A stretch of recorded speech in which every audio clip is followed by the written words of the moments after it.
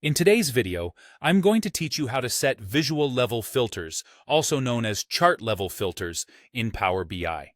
Whether you're using Power BI Desktop or the Power BI service in Edit View, these steps will guide you through the process smoothly. Visual level filters are a fantastic way to hone in on the specific data you want to analyze within a particular visual, and it's all done without affecting the other visuals on your report page. To get started, make sure you have your report open in Power BI, either in the desktop application or in the service if you're working online in Edit View. Once you're in your report, you need to select the visual you want to filter. This could be a chart, a table, a card, or any other visual representation of your data that you have included on your report page. Next, let's turn our attention to the Filters pane. You can usually find this on the right-hand side of your screen. If you don't see the Filters pane right away, it might be collapsed, so be sure to expand it to make the options visible.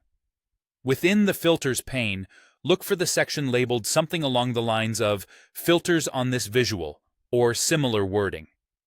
Here's where the magic happens. You'll need to drag the field or column that you're interested in filtering your visual by from the Fields pane and drop it into this section of the Filters pane. Once your field is in place, it's time to set the filter condition. This is where you specify exactly how you want to filter your data.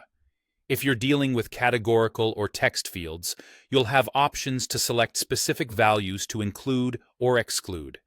This is particularly useful if you want to focus on particular categories or exclude irrelevant data. Now, if your field is a numeric or date field, you'll use range filters. This gives you the ability to apply conditions like greater than, less than, or specific date ranges.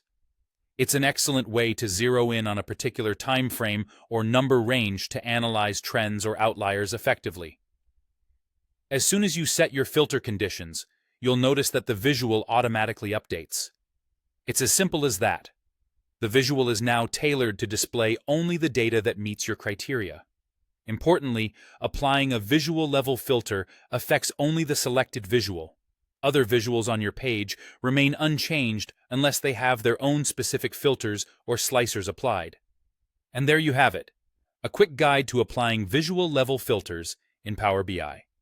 With just these few steps, you can customize your visuals to better meet the needs of your analysis and presentations. Happy filtering, and thank you for watching.